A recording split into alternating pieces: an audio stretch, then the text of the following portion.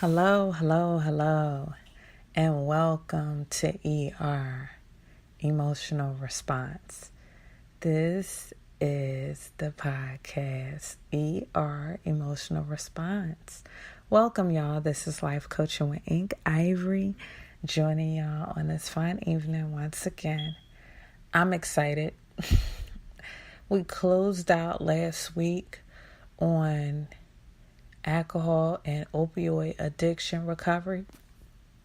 We had a phenomenal guest speaker that I like to thank again, Sean Gross, just giving us inspiration, giving us information, and encouraging us that there is a other side of addiction.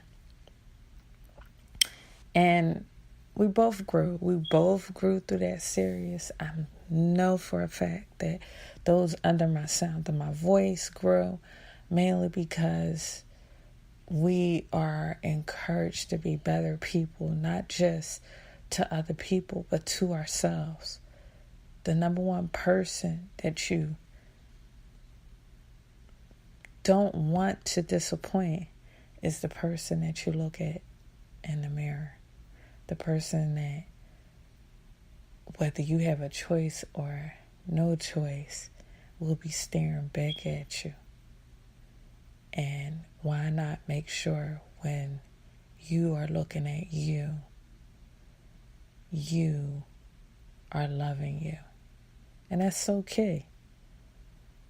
It's a perk in this life to have love.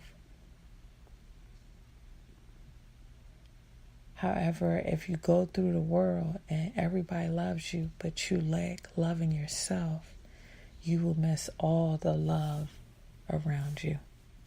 All of it. Because you lack loving yourself. So, part of love is making sure you're tended to, making sure you're evolving, making sure you're growing as an individual. You should not look like you're 18 when you're 40. You should not look like you're 12 when you're 30. You should always be evolving. You should not look 8 when you're 21. You should always be evolving, always be improving.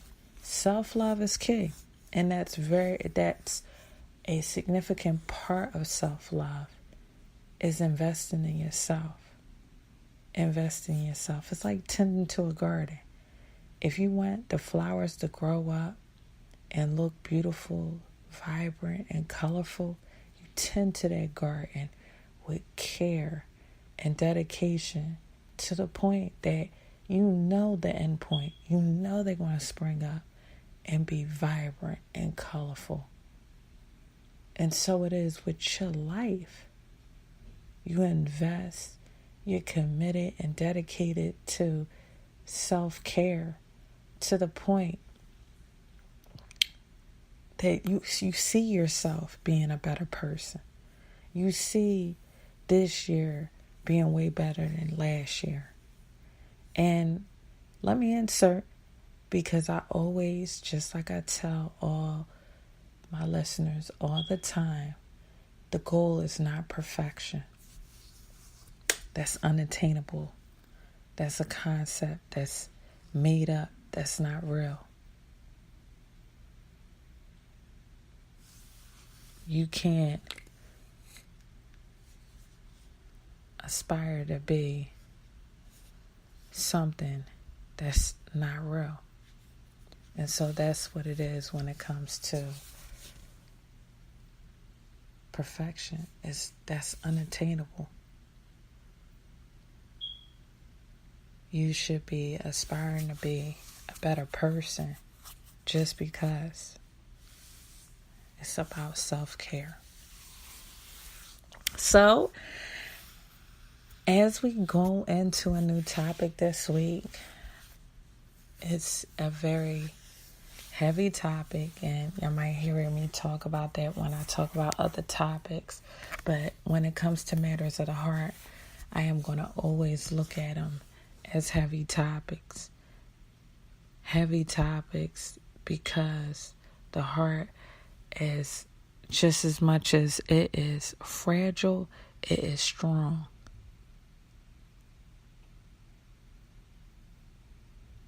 And anything that affects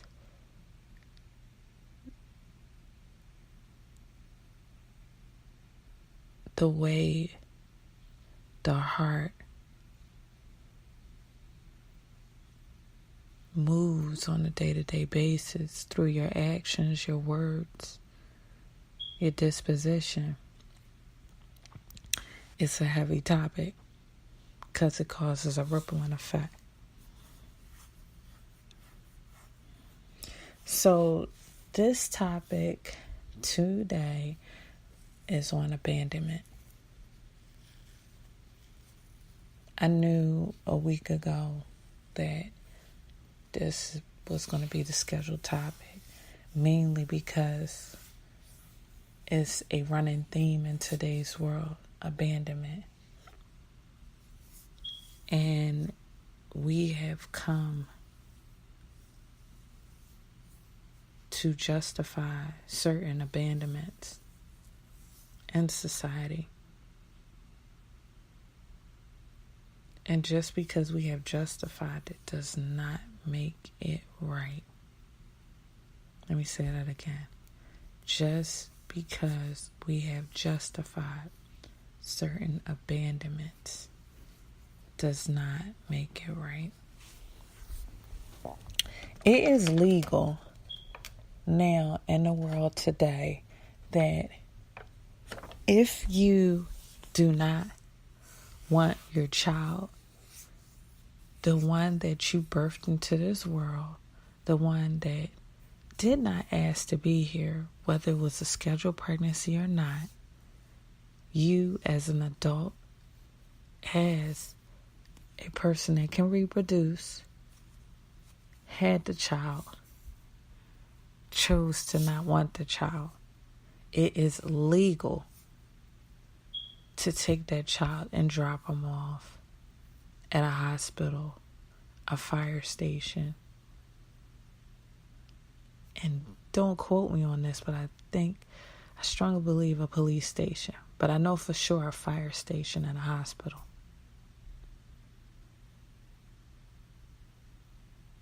We living in a scary world today where people get opt out of taking care of a child.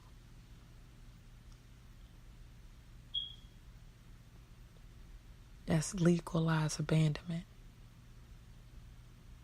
Yet on the flip side of the law, if someone calls and say you left your child in the car or in the house unattended for long periods of time,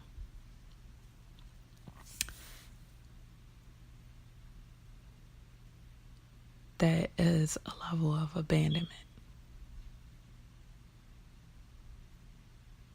And you can do time.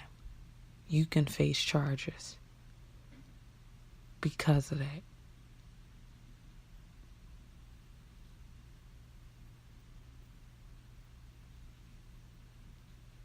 We're living in a scary world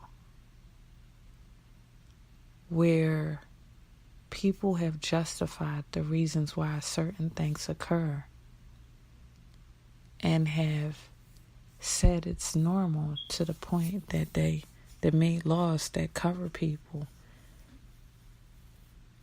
that people find it okay.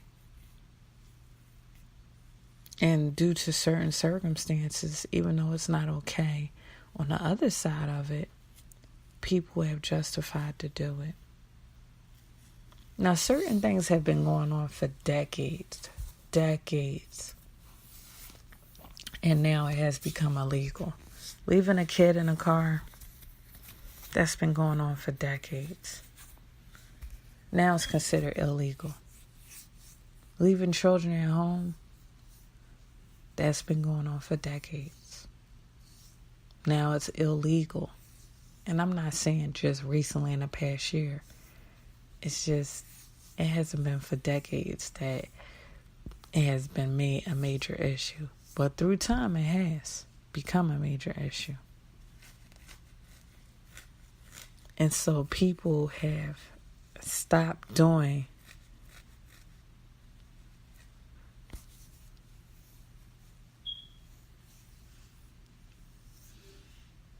little situations where they just leave their kids unattended to. But I want to talk about abandonment on an emotional level. It has become a rippling problem. And it stems as far back as your upbringing. And certain things have been going on for decades, centuries. When a man and a woman decide to have a child, the mother or the father chooses to opt out either physically or emotionally. And that opt out is a level of abandonment, because they will opt out physically and disappear. They will opt out emotionally and be physically there, but emotionally the child will not be able to connect with their biological mother or father. And it could be so many different reasons. Abandonment. Abandonment has been plaguing our society for so long. Mainly because, in a sense, we haven't found a cure for it. You can't really run after someone who just chooses to opt out. Unfortunately, they have the free will to opt out. And regardless of a relationship, what you can remind them they have or their responsibilities, they still can choose to opt out. So let me help you to see a clearer picture of what abandonment is by defining abandon.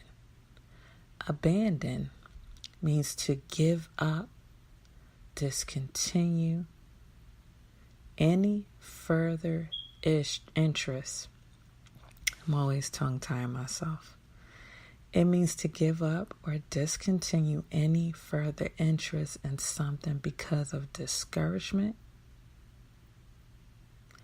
weariness, distaste, or the like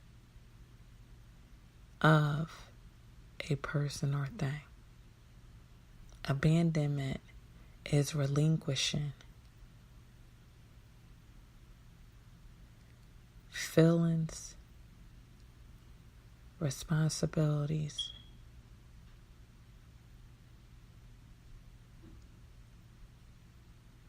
anything that binds or bounds you to an individual.